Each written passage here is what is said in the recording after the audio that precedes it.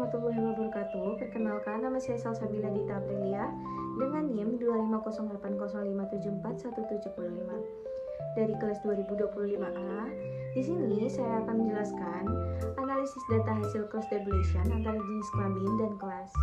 Dari tabel ini, total responden berjumlah sebanyak 316 orang dan tersebar di beberapa kelas, yaitu kelas 2025A sebanyak 38 orang, 2025D sebanyak 42 orang, lalu di kelas E sebanyak 40 orang, kelas F 37 orang, kelas B 42 orang, kelas C 41 orang, kelas G 31 orang, kelas I 40 orang, dan yang terakhir kelas IUP sebanyak 5 orang.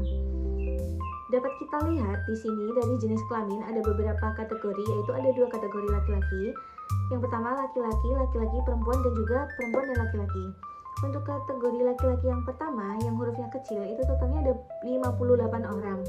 Dengan rincian kelas B itu 17 orang, kelas C 17 orang, kelas G 6 orang, kelas I 14 orang, dan kelas IUP sebanyak 4 orang. Sedangkan di kategori laki-laki yang kedua atau huruf kapital, totalnya itu ada 56 orang. Yaitu kelas 2025A sebanyak 11 orang, kelas D 18 orang, kelas E sebanyak 12 orang, kelas F 15 orang.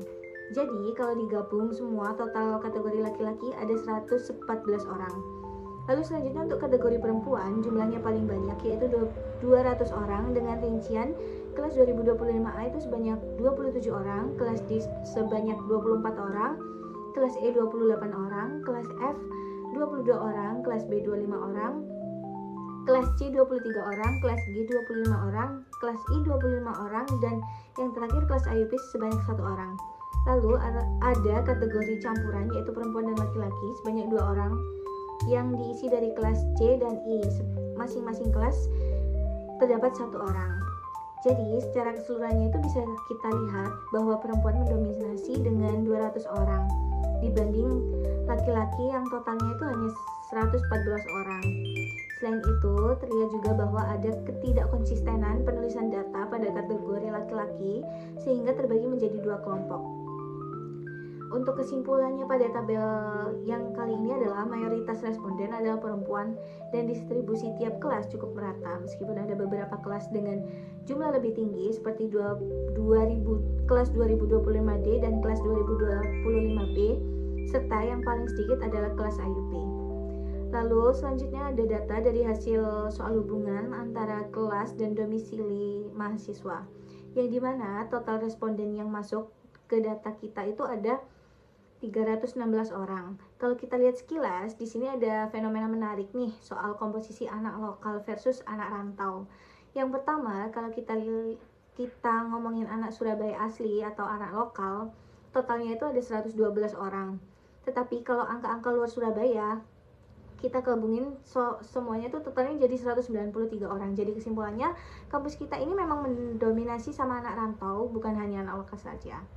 Lalu yang kedua, kita dapat lihat dari per kelasnya. Buat kelas yang pakai kode angka yaitu 2025A sampai F, ternyata yang paling banyak anak kelas rantaunya itu ada di kelas 2025E, yaitu sebanyak 30 orang. Sedangkan buat anak Surabaya yang paling banyak kumpul itu ada di kelas 2025D sebanyak 18 orang. Lalu kita pindah ke kelas yang pakai kode huruf kayak B dan C gitu. Itu bisa dibilang kelas yang paling rame karena masing-masing isinya ada 40 orangan. Lalu ada juga yang unik di kelas G karena ada 1 orang yang domisilinya tercatat campuran antara Surabaya dan juga luar Surabaya. Sedangkan untuk kelas IUP itu ada paling private, yaitu cuma ada 5 orang saja. Lalu kalau bisa dilihat ada beberapa typo beda input di bagian penulisan luar Surabaya yang pakai huruf kapital S dan yang enggak, tapi intinya tetap sama. Itu kategori buat teman-teman kita yang berasal dari luar daerah. Jadi kesimpulannya intinya adalah meskipun kita kuliah di Surabaya, tetapi vibes-nya itu tetap Nusantara banget karena mayoritasnya dari kita datang dari berbagai daerah yang berbeda. Sekian penjelasan dari saya, mohon maaf apabila ada salah kata. Wassalamualaikum warahmatullahi wabarakatuh.